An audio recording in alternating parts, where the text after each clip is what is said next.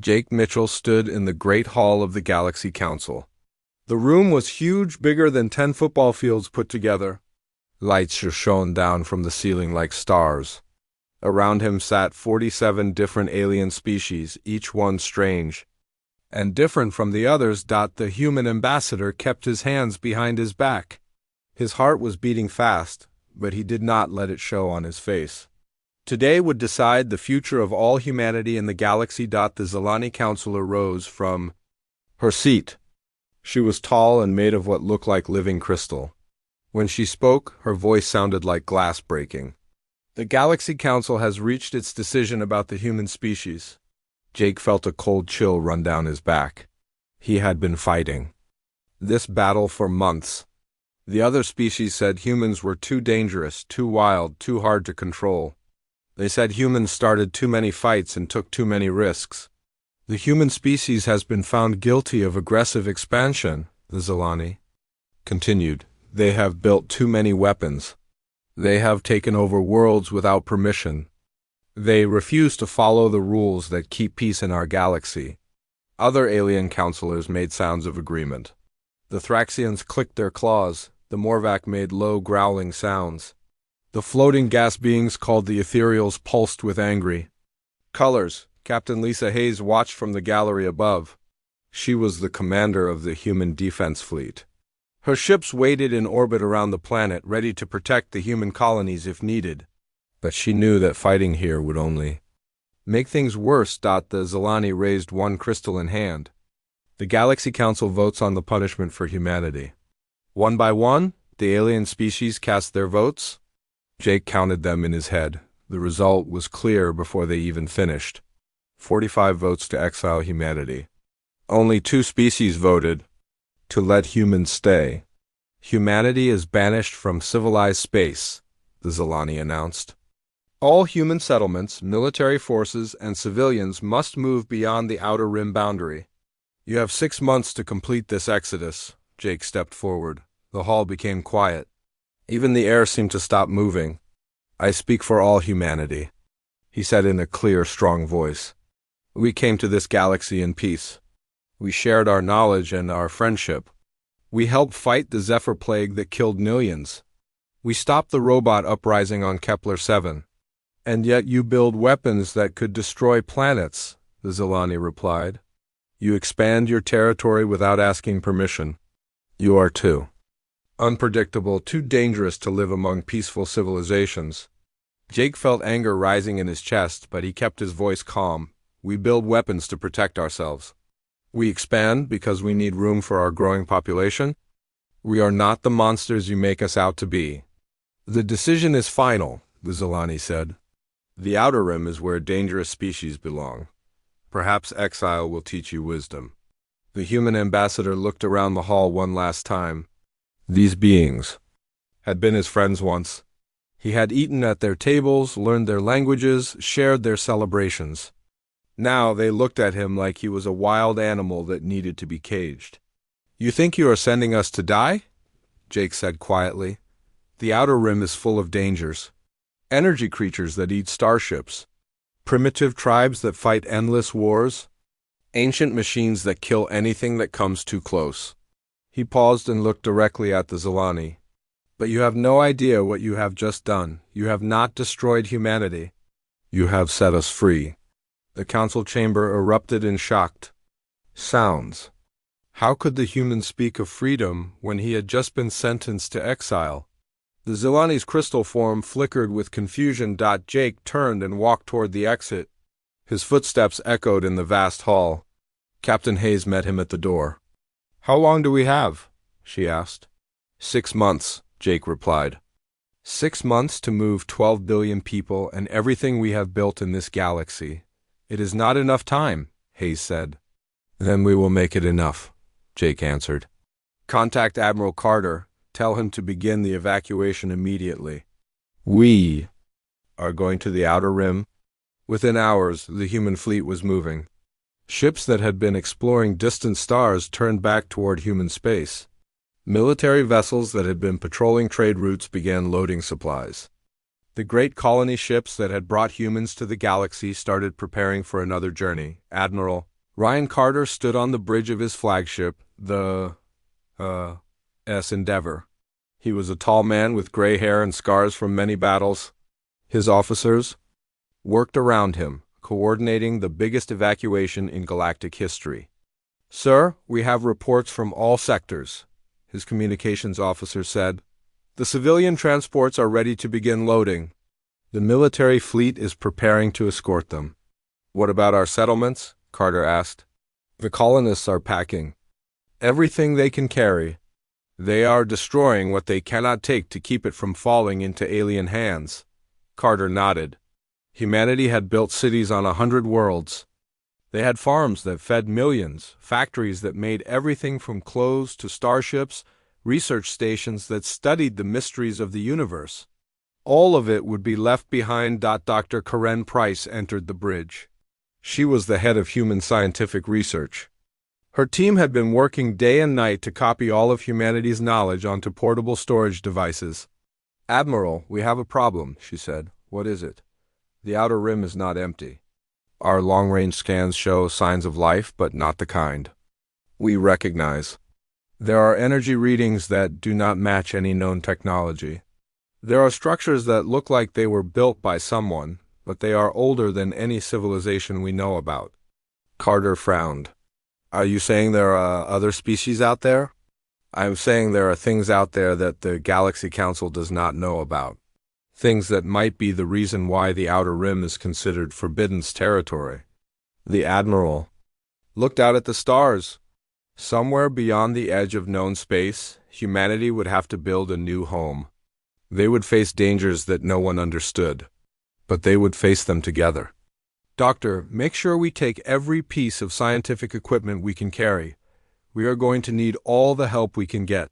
As the last human ship prepared to leave civilized space, Jake Mitchell sent one final message to the Galaxy Council. "You have judged us unworthy to live among you. History will show who was right. The humans are leaving, but we are not defeated. We are not broken. We are going to build something better than what you have here. And when we do, remember that you chose to let us go." The great exodus began. 12 billion humans, their ships, their hopes, and their dreams, all heading toward the unknown darkness of the Outer Rim. 6 months had passed since the Galaxy Council had banished humanity. The last human transport ship crossed the invisible line that marked the edge of civilized space. Captain Steve Williams stood on the bridge of his colony ship, the New Frontier, and watched the boundary disappear behind them. "We are now in the Outer Rim," his navigator announced. "All contact with the galaxy is cut off," Steve nodded. There was no going back now. His ship carried 50,000 colonists, families who had left everything behind to follow humanity into exile. Children pressed their faces against the windows, looking out at stars that no human had ever seen before. "What are your orders?" "Captain?" asked Lieutenant Amy Foster, his tactical officer. She was young but smart, and Steve trusted her judgment. "Take us deeper into the rim," Steve said. "We need to find a safe place to set up our first base." But the Outer Rim was not what anyone had expected. Within days, they discovered that the region was full of life. Not the kind of organized civilizations that belonged to the Galaxy Council, but something much older and wilder. The first sign of trouble came when their sensors picked up massive structures floating in space. They looked like cities, but they were dark and dead. Some were bigger than moons. When the humans tried to scan them, strange energy readings made their equipment go crazy. "Captain, we are getting signals from those structures," Amy reported. "They look like some kind of automated defense system." Before Steve could respond, bright lights began flashing from the dead cities. Beams of energy shot across space, barely missing the New Frontier. The ship shook as the captain ordered evasive maneuvers. "Those things are shooting at us," Amy said, "but they are not very accurate. It is like they are very old and not working properly." Steve gripped his command chair as another energy beam passed close to their ship. "Get us out of here, find another route." They flew for hours, dodging the ancient weapons. Finally, they reached safe distance, but their troubles were just beginning. On the second day in the Outer Rim, they encountered something much worse than old defense systems. The creature appeared without warning. It looked like a ball of pure energy, bigger than their ship. It moved through space like a living thing, reaching out with tentacles of light. When it touched their shields, alarms started screaming throughout the new frontier. "Captain, that thing is draining our power," Amy shouted over the noise. "Our shields are failing fast." Steve had never seen anything like it. The energy creature wrapped around their ship like a giant octopus made of lightning. Every second, their power levels dropped lower. "All weapons, fire at will," Steve ordered. The ship's guns shot laser beams and missiles at the creature.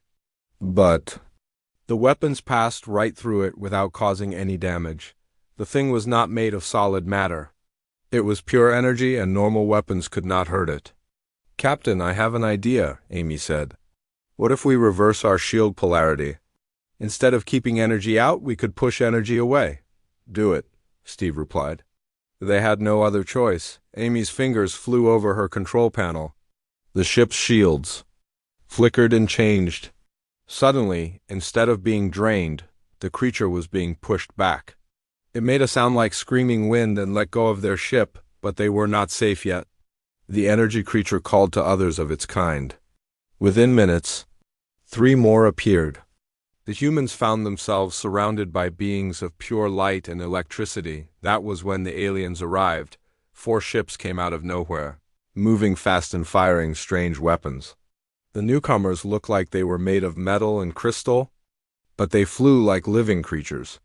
Their weapons shot beams of solid matter that could actually hit the energy creatures. The battle was fierce but short. The alien ships worked together like a pack of hunters, surrounding the energy beings and hitting them with focused fire.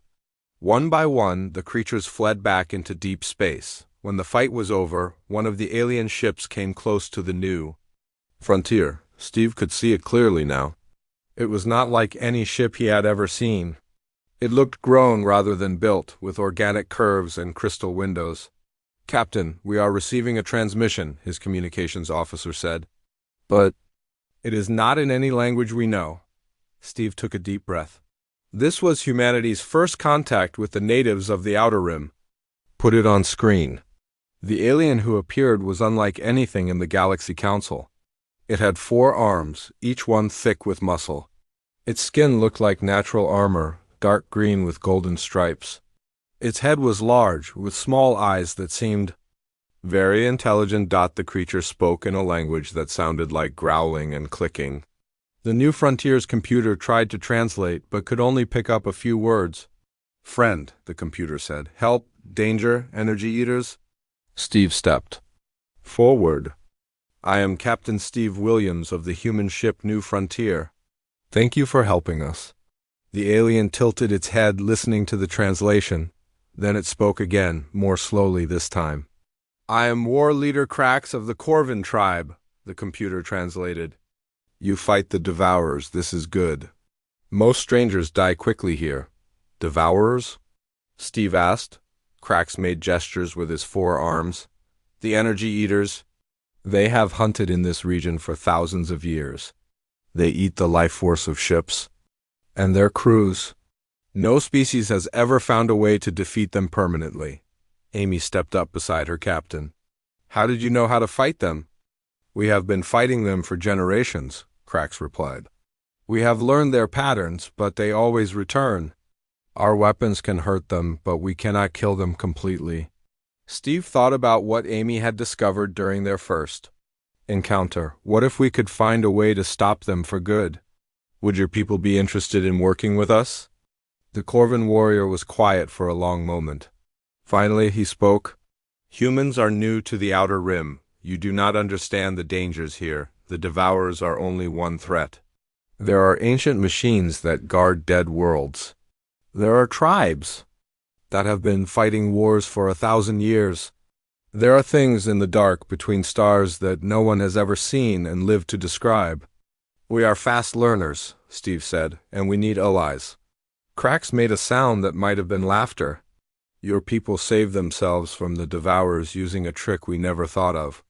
Perhaps humans are different from other species we have met, he paused. Follow us to our home world. Our elders will want to meet you. As the human and Corvin ships flew together through the dangerous space of the Outer Rim, Steve felt hope for the first time since leaving civilized space. Humanity was not alone out here. There were other species, other survivors who had learned to live in this hostile region. Meanwhile, back on the human flagship, Admiral Carter was receiving reports from dozens of colony ships. Each one had encountered different dangers in the Outer Rim. Some had found dead worlds covered with mysterious ruins. Others had met different alien tribes, some friendly and some hostile. Dr. Price was studying all the data they were collecting. Admiral, I think I understand now why the GalaXY Council considers the Outer Rim forbidden, she said. This region is not just dangerous, it is a graveyard of civilizations. Someone or something destroyed multiple advanced species out here. Any idea what? Carter asked. The energy creatures are artificial, Price replied. They are not natural. Life forms, someone made them. I think they were designed as a weapon system to keep intruders out of this region. Carter looked at the star charts showing their new territory. A weapon system that has been running for thousands of years. The question is, what was it designed to protect? Far ahead of the human fleet, Captain Williams was about to learn the answer to that question. The Corvin homeworld appeared on their screens, and with it, the first glimpse of secrets that would change everything humanity thought they knew about the galaxy. 2 years had passed since humans first entered the Outer Rim. What started as an exile had become something unexpected. Humanity was not just surviving in this dangerous region, they were beginning to thrive. Captain Steve Williams had become a legend among the native species. His ship, the New Frontier, had fought alongside the Corvin in 12 major battles against the Devourers. Each time, human tactics and alien strength had proven to be a winning combination. The Corvin homeworld of Thraka was a harsh place, covered in red deserts and black mountains. But it had become humanity's first real home in the Outer Rim, human. Engineers worked side by side with Corvin builders, creating new settlements that could withstand both the planet's violent storms and Devourer attacks. War leader Krax had become Steve's closest friend among the aliens. The 4-armed warrior had learned to speak basic English, while Steve had picked up enough Corvin to give simple military orders. Together, they had developed new fighting techniques that neither species could have created alone. The Nith tribe has sent another message, Krax told Steve as they stood in the command center of their joint base. They want to meet with the humans. Steve studied the holographic star map that showed the locations of different alien tribes throughout the Outer Rim. The Nith lived in the asteroid belts, mining precious metals from the floating rocks. They were known to be brilliant engineers, but terrible fighters. What do they want? Steve asked. Protection, Krax replied. A Devourer swarm attacked their main mining station last week. They lost 300 workers. Steve felt a familiar anger rising in his chest. The Devourers had killed too many innocent people. But recently, Dr. Karen Price had made a discovery that might change everything. Tell them we will meet with them, Steve said. But first, I need to check on something. He walked across the base to the research facility where Dr. Price was working. The human scientist had been studying Devourer remains for months, trying to understand how the energy creatures worked. Doctor, any progress on the Devourer project? Steve asked. Karen looked up from her workstation. Her hair was messy and her eyes were tired, but she was smiling. Steve, I think I have found something important. Come look at this. She led him to a sealed chamber where pieces of a destroyed Devourer were stored in special containers. The energy creature's remains looked like crystallized lightning, frozen in time. I have been analyzing the molecular structure of these fragments, Karen explained. The Devourers are not natural creatures. They are machines, built by someone with incredibly advanced technology. We already knew they were artificial, Steve said. What else have you learned? I have found control codes embedded in their energy matrix, Karen replied excitedly. These creatures have programming, just like our computers. And if they have programming, then maybe we can change it. Steve felt his heart start beating faster. You mean we could reprogram them? Not exactly, Karen said. But I think we might be able to shut them down. The question is finding the source of their control signals. Before Steve could respond, alarms started blaring throughout the base. He ran to the nearest communication panel and pressed the emergency button. This is Williams. What is the situation? Captain, we have a massive devourer swarm approaching from the north, came the reply from the base's defense center. At least 50 creatures, maybe more.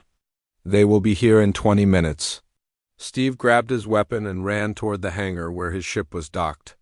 But as he ran, he heard Krax's voice over the communication system. All warriors to battle stations. This is not a drill. The largest devourer swarm in 2 years is coming toward our home. The next 20 minutes were chaos. Human and Corvin ships launched from the base, forming defensive formations in space above the planet. The devourers came like a storm of living lightning, their energy tentacles reaching out to drain the life from everything they touched. But this time, the defenders were ready. Steve and Krax had spent months developing new tactics. Instead of fighting the creatures one by one, they had learned to work as a team. Formation Delta, Steve called over the radio. Corvin ships take the front, human ships provide support. Fire! The Corvin warriors charged forward with their usual courage, their crystal weapons blazing. But instead of fighting alone, they stayed in tight groups. When a devourer grabbed one ship, the others would immediately move to help. The human ships stayed back, using their superior sensors to track the energy creature's movements. When a devourer tried to sneak around the Corvin formation, human gunners would drive it back with precise fire. The battle lasted for 3 hours. When it was over, only 2 devourers had escaped. The rest had been destroyed or driven away. But the victory came at a cost. 7 Corvin ships had been lost. Along with their brave crews. As Steve and Krax surveyed the aftermath of the battle, a new ship appeared on their sensors. It was unlike anything they had seen before, made of what looked like living metal that shifted and changed shape as they watched. Unknown vessel, identify yourself, Steve called over the radio. I am Speaker Vex of the Nith Mining Collective, came the reply in a strange musical voice. We saw your battle from our asteroid home. We have never seen anyone fight the Devourers so successfully. The Nith ship landed at the base, and Steve got his first look at the asteroid dwellers. They were tall and thin, with skin that looked like polished silver. Their fingers were long and delicate, perfect for working with complex machinery. We have a proposal, Speaker Vex said as he met with Steve and Krax. Our people are excellent miners and engineers, but we cannot fight the Devourers. Your alliance has proven it can protect settlements from attack. We offer a trade agreement. What kind of trade? Steve asked. We will provide you with rare metals and advanced mining technology, Vex replied. In return, you will protect our mining operations from Devourer attacks. Krax made a pleased growling sound. The Nith make the best equipment in the Outer Rim. Their mining lasers could be modified into weapons. Steve nodded. This was exactly what the Human Corvin Alliance needed. More allies, more resources, more ways to fight back against the dangers of the Outer Rim, but Speaker Vex had more to say. There is something else. Our deep mining operations have discovered something unusual. We have found ruins buried in the largest asteroid in our system. The structures are very old, older than any civilization we know about. Karen Price, who had been listening to the conversation, stepped forward. What kind of ruins? The architecture is unlike anything we have seen, Vex replied. The builders used technology that could manipulate matter at the atomic level. There are machines still functioning after thousands of years. Steve and Karen exchanged glances. This could be the breakthrough they have been looking for.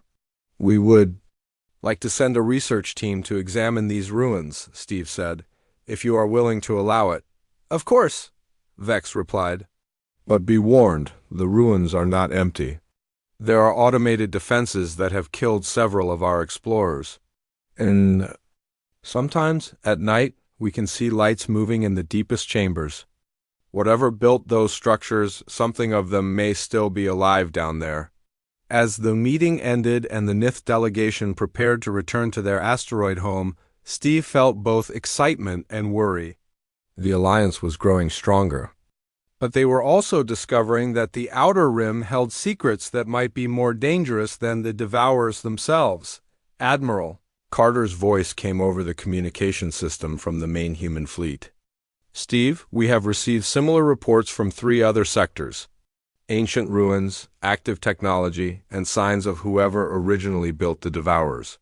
I think we are about to learn who really controls the Outer Rim. Steve looked out at the stars of his new home.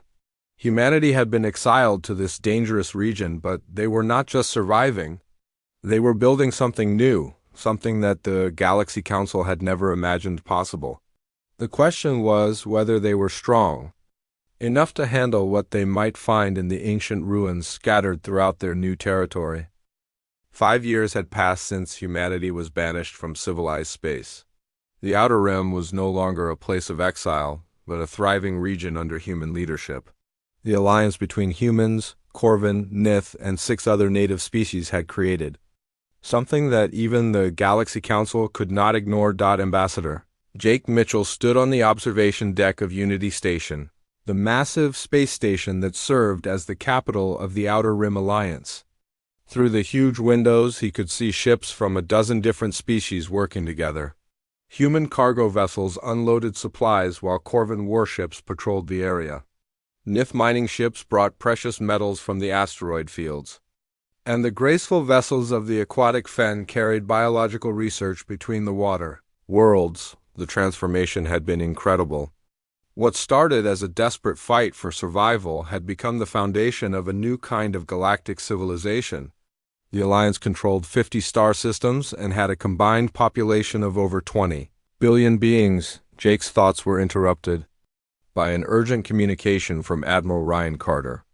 Jake, we have a priority message from the Galaxy Council.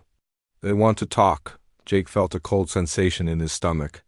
After 5 years of silence, why would the Council contact them now? Patch it through to my office, he said. Minutes later, Jake found himself looking at a familiar crystalline face on his communication screen. The Zilani counselor looked exactly the same as she had 5 years ago, when she had pronounced humanity's exile.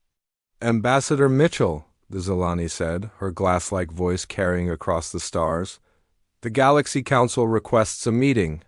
After 5 years of treating us like we do not exist, you suddenly want to talk? Jake replied. Why now? The Zilani's form flickered slightly. Our long-range sensors have detected significant industrial and military activity in the Outer Rim. The Council is concerned about the development of unauthorized weapons and the formation of what appears to be a rival political entity. Jake smiled coldly. You mean you are worried that the dangerous humans you exiled have actually built something successful? The Council offers humanity a chance to return to civilized space, the Zilani continued. Full membership will be restored if you agree to share your new technologies with the Council and dissolve your illegal alliance with the Outer Rim species. For a moment, Jake was speechless. After everything humanity had been through, after all the friends they had made and the enemies they had defeated, the Council thought they could just offer forgiveness and expect humans to come running back. I will consider your offer, Jake said finally. Where do you want to meet? There is a neutral station at the boundary between Council space and the Outer Rim. We will meet there in 1 week. After the communication ended, Jake called an emergency meeting of the Alliance leadership. Within hours, representatives from all member species had gathered at Unity Station. War Leader Krax was the first to speak. The Council fears us. That is good. Fear means respect. Speaker Vex of the Nith nodded his silver head. Our industrial capacity now exceeds that of any single Council world.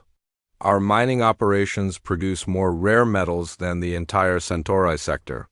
Dr. Karen Price presented her latest research findings. We have successfully reverse-engineered most of the architect technology from the ancient ruins. Our new weapons can phase through traditional shields. Our ships can fold space to travel faster than any Council vessel. Militarily, we are now superior to most Council fleets. General Lisa Hayes, who now commanded the combined Alliance military forces, added her assessment. We have 40,000 warships and the most experienced combat pilots in the galaxy. Our soldiers have been fighting the Devourers for 5 years. They are hardened veterans who know how to work with alien allies. Jake listened to all the reports, but his mind was already made up. I will go to this meeting, but not to negotiate our return. I will go to make it clear that the Alliance is here to stay. 1 week later, Jake arrived at the neutral station accompanied by a small escort of Alliance ships.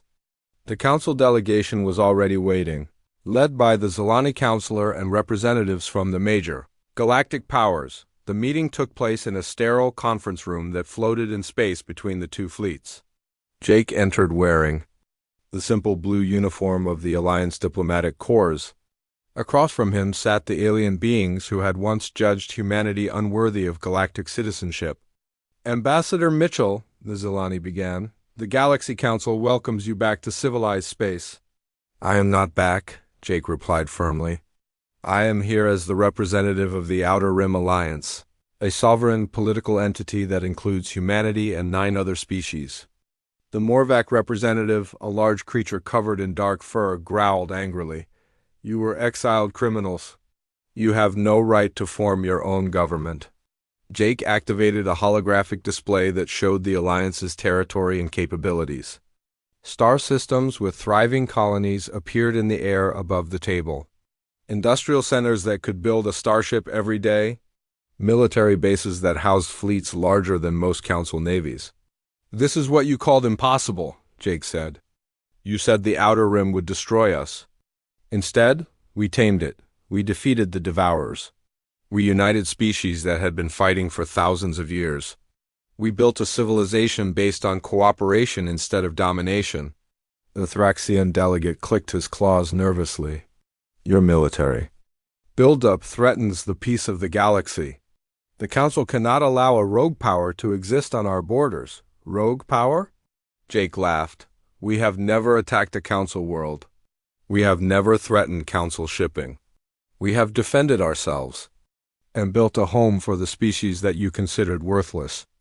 The Zilani leaned forward. The Council offers you full reinstatement. Your people can return to the core worlds.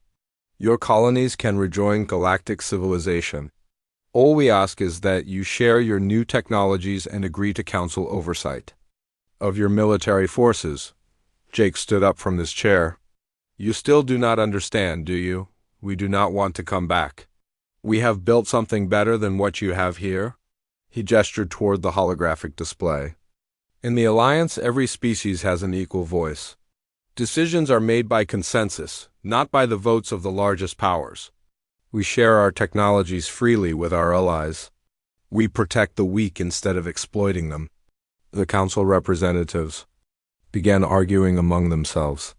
Some wanted to offer better terms to bring humanity back under their control. Others suggested using military force to crush the Alliance before it became more powerful. Jake waited for them to finish. Then he delivered his final message. The Galaxy Council once judged humanity too dangerous to live in civilized space. You were right about one thing. We are dangerous. We are dangerous to tyranny. We are dangerous to those who believe that might makes right. We are dangerous to anyone who thinks that cooperation is weakness. He paused and looked each alien representative. In the eye, the Alliance does not seek war with the Council. But we will not submit to your authority. We have found our place among the stars and we will defend it.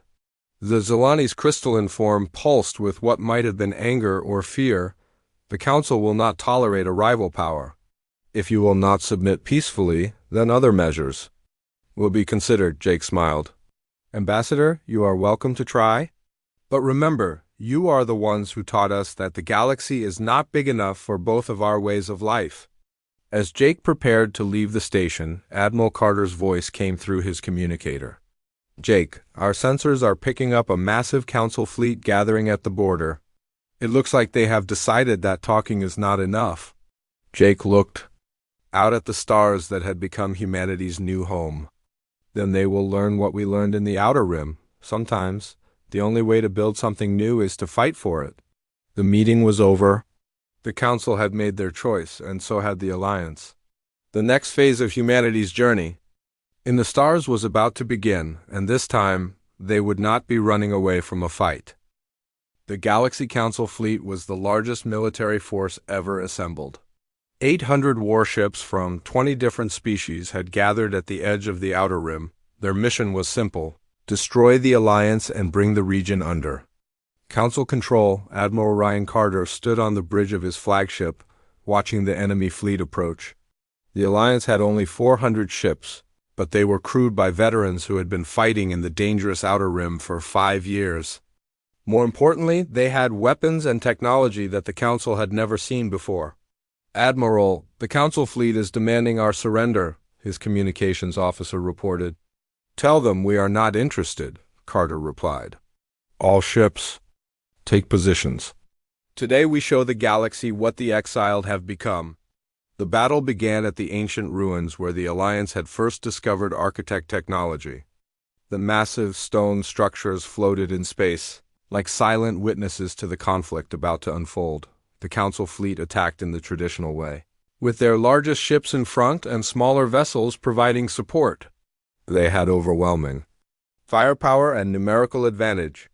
Their commanders expected an easy victory against the rebels and outcasts of the Outer Rim. They were completely wrong. The Alliance ships moved like no fleet the Council had ever fought. Instead of meeting the enemy head-on, they used architect dimensional folding technology to appear and disappear across the battlefield. One moment, a Council dreadnought would be firing at empty space.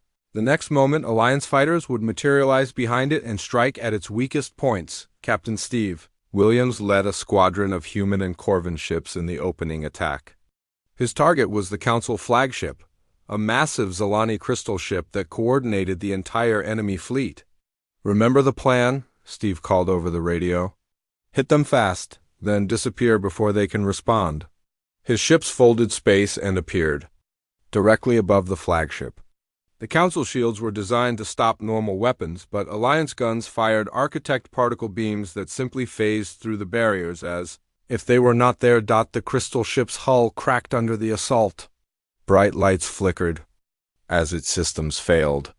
But before the Council fleet could retaliate, Steve's squadron folded space again and vanished. All across the battlefield, the same tactic was repeated.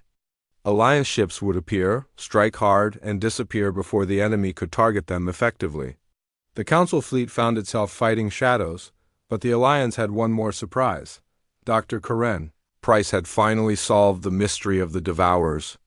From her research station, she activated the ancient architect control systems hidden in the ruins. Suddenly, the space around the battlefield filled with energy creatures. But these Devourers were different. Instead of attacking everything, they only went after the Council ships. Karen had reprogrammed them using the architect command codes. The Council fleet panicked. Their ships scattered as dozens of Devourers swarmed around them, draining their power and disabling their weapons. The creatures that had terrorized the Outer Rim for thousands of years were now fighting for the Alliance. Admiral Carter watched the chaos and decided to end the battle quickly. "All ships, final assault, target the command vessels." The Alliance fleet appeared all at once, surrounding the scattered Council forces. Human tactical coordination, Corvin fighting spirit, Nith precision engineering, and the fury of 6 other allied species came together in perfect harmony. The Council flagship tried to escape, but war leader Krax and his Corvin warriors were waiting. Their crystal weapons, enhanced with architect technology, cut through the enemy ship's hull like it was made of paper. Within hours, the mighty Council fleet was broken. Half their ships were destroyed or disabled. The other half were in full retreat back to civilized space. The Alliance had won a complete victory, but the most important moment came when the Council flagship, badly damaged and drifting, sent out a distress signal. The crew was trapped and their life support was failing. "Admiral, should we finish them off?" asked one of Carter's officers. Carter thought about all the years of exile, all the friends they had lost to the Devourers, all the struggles they had endured. It would be easy to let the Council leaders die. It would be justice. "Negative," Carter said. All ships begin rescue operations. Save as many as we can. Alliance vessels moved in to evacuate the survivors from the Council ships. Human, Corvin, and Nith rescue teams worked together to pull alien crews from the wreckage. They saved thousands of lives, including many of the Council leaders who had voted for humanity's exile. Ambassador Jake Mitchell arrived on the scene just as the rescue operations were finishing. He met with the surviving Council representatives on his flagship, where they were receiving medical treatment from Alliance doctors. The Zilani counselor lay on a medical bed, her crystalline body cracked but healing. She looked up at Jake with what might have been confusion. "Why did you save us?" she asked. "We came here to destroy you." Jake sat down beside her bed. "Because that is what civilized beings do. We protect life, even the lives of our enemies." The other Council survivors gathered around to listen. They had expected to be executed or imprisoned. Instead, they were being treated as honored guests. "The Alliance offers the Council a new relationship," Jake continued, "not as rulers and subjects, but as equals. The galaxy is big enough for both our ways of life." Over the following days, as news of the battle spread throughout the galaxy, something unexpected happened. Other species began asking to join the Alliance. Worlds that had been oppressed by the Council's rigid rules saw a chance for freedom. Even some Council members secretly sent messages offering to switch sides. The Outer Rim Accords were signed 6 months later on Unity Station. The Galaxy Council formally recognized the Alliance as an equal sovereign power. Trade agreements were established. Military cooperation was arranged to fight common threats like pirates and rogue AI systems. Most importantly, both sides agreed to respect each other's territory and way of life. The Alliance would continue to grow and expand in the Outer Rim and beyond. The Council would maintain control of the core worlds, but with new reforms inspired by the Alliance example. Captain Steve Williams stood on the observation deck of Unity Station, watching ships from dozens of species dock at the massive facility. Beside him stood his old friend Krax, now an elder statesman of the Corvin people. "Do you ever miss the old days?" Krax asked in his improving English. "When it was just humans and Corvin fighting the Devourers." Steve smiled. "Sometimes. But look what we have built." He gestured at the bustling station around them. Humans, Corvin, Nith, Fen, and 20 other species working together. Children growing up who think cooperation between different aliens is normal. Scientists sharing discoveries that benefit everyone. A group of young beings walked past them, laughing and talking in a mixture of languages. There were human children, Corvin cubs, Nith sparklings, and others. They were the first generation to grow up in the Alliance, and to them, the idea that different species could not work together seemed ridiculous. "The Council called us dangerous," Steve continued. "They were right, we were dangerous to their way of thinking. We proved that exile does not have to mean defeat. We showed that cooperation is stronger than domination." Admiral Carter's voice came over the station's communication system, making the daily announcement that had become tradition. "This is Unity Station, capital of the Outer Rim Alliance. All species welcome, all voices heard, all beings free." Jake Mitchell, now the Alliance's first elected president, walked onto the observation deck. He had just finished signing another membership agreement with a species that wanted to leave the Council and join the Alliance. "Any regrets about not going back to Earth?" Jake asked Steve. Steve looked out at the stars that had become humanity's new home. Somewhere out there, human colonies thrived on 100 worlds. Human explorers were pushing into regions of space that no one had ever mapped. Human scientists were making discoveries that would benefit all galactic civilization. "Earth was where humanity was born," Steve replied. "But the Outer Rim is where humanity grew up. The Council thought they were punishing us by sending us here. Instead, they gave us the greatest gift possible. They gave us the chance to become something better than we ever imagined." The Alliance flag flew above Unity Station, showing the symbols of all member species arranged in a circle around a single star. It represented a simple but powerful idea that different beings working together could achieve things that none of them could accomplish alone. Humanity had been banished from the galaxy as dangerous criminals. They had returned as the leaders of a new kind of civilization, one built on cooperation instead of domination, on inclusion instead of exclusion, on hope instead of fear.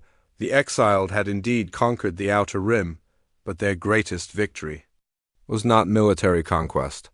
It was proving that even in the darkest corner of the galaxy, the light of cooperation and friendship could create something beautiful.